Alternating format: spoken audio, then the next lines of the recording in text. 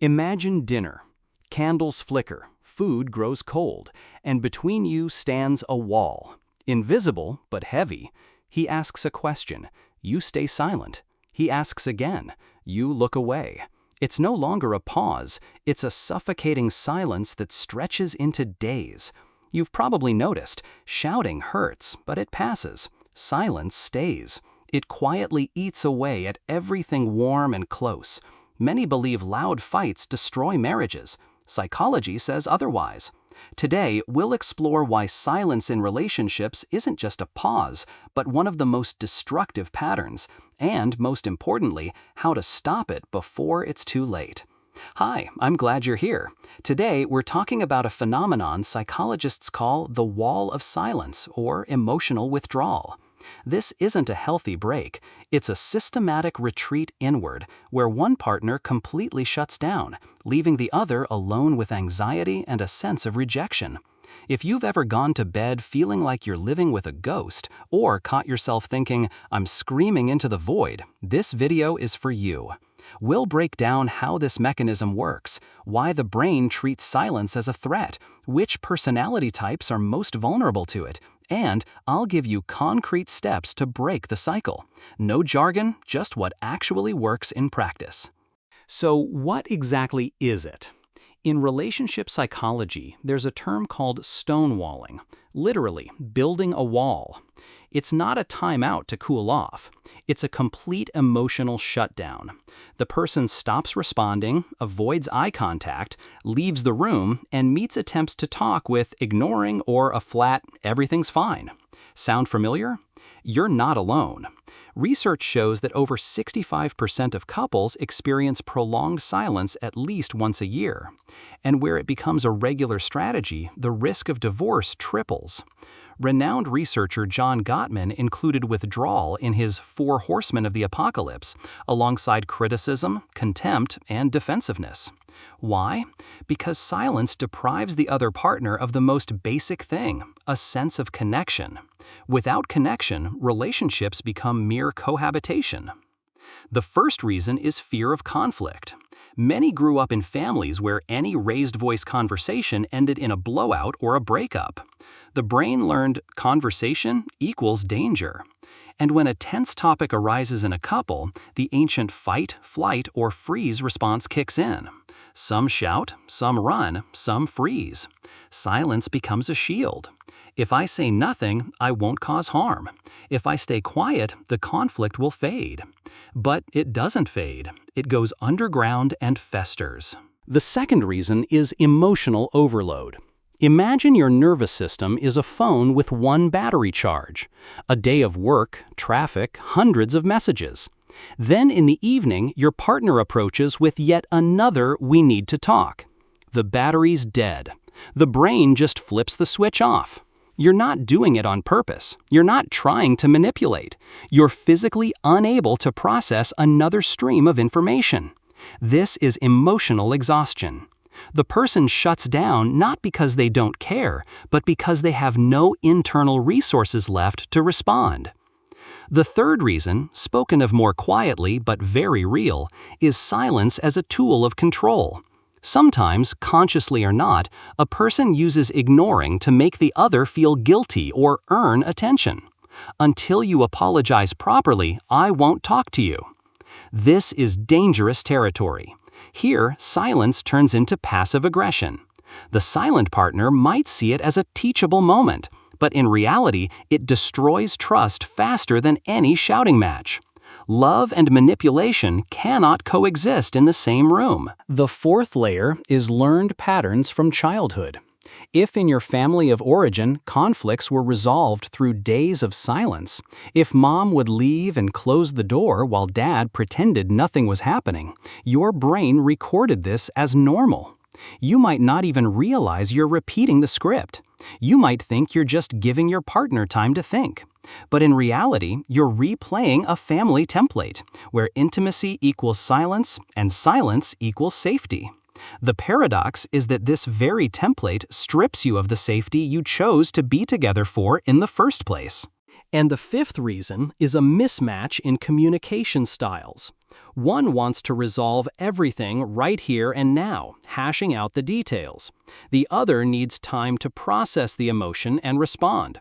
When these styles collide, the first perceives silence as rejection, while the second feels pressure as an attack.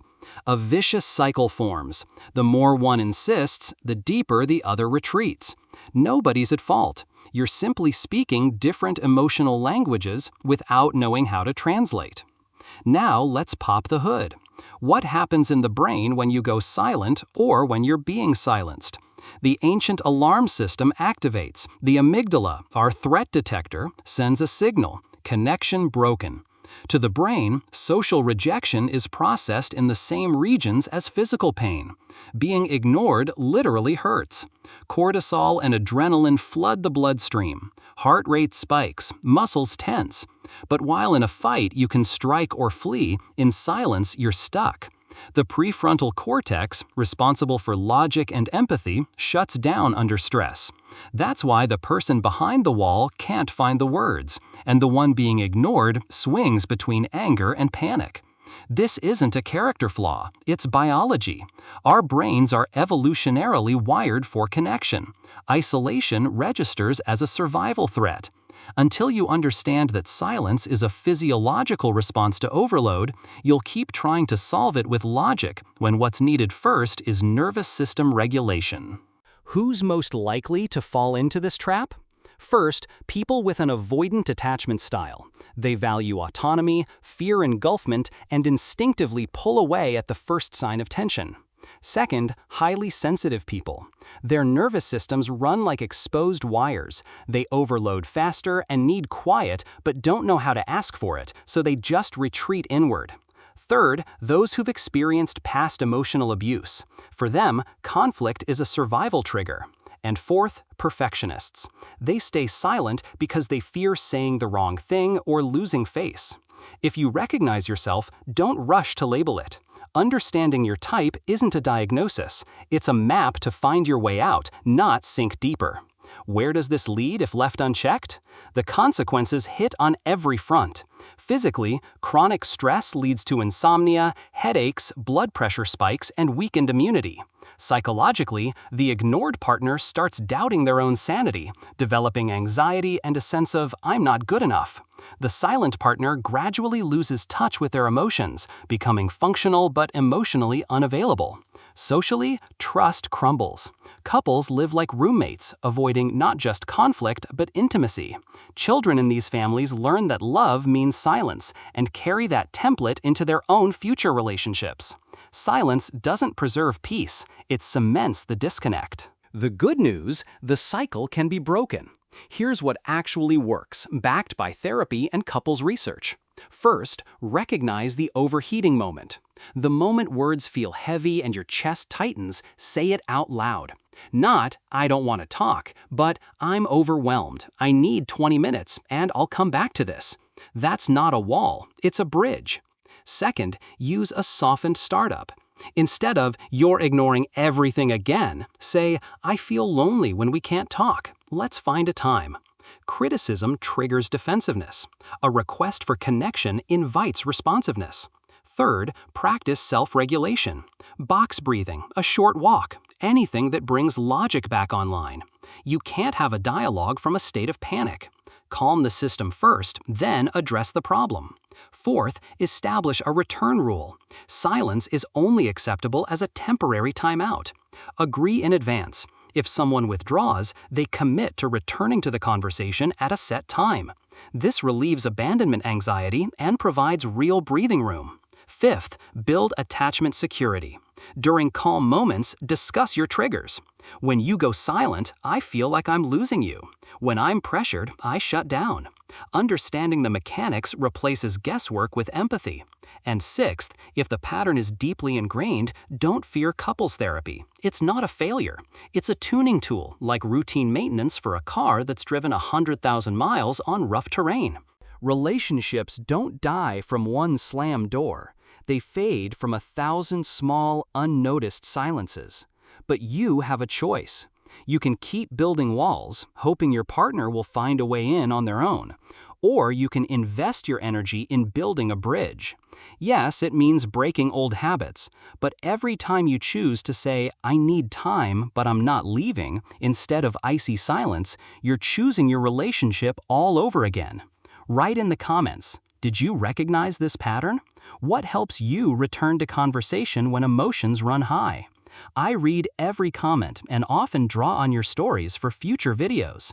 If this video was helpful, hit the like button. It helps the algorithm show it to those who are struggling right now. Subscribe so you don't miss future breakdowns on how psychology shapes how we love and live.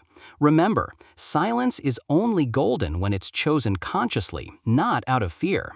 Take care of yourselves and your connections. See you in the next video.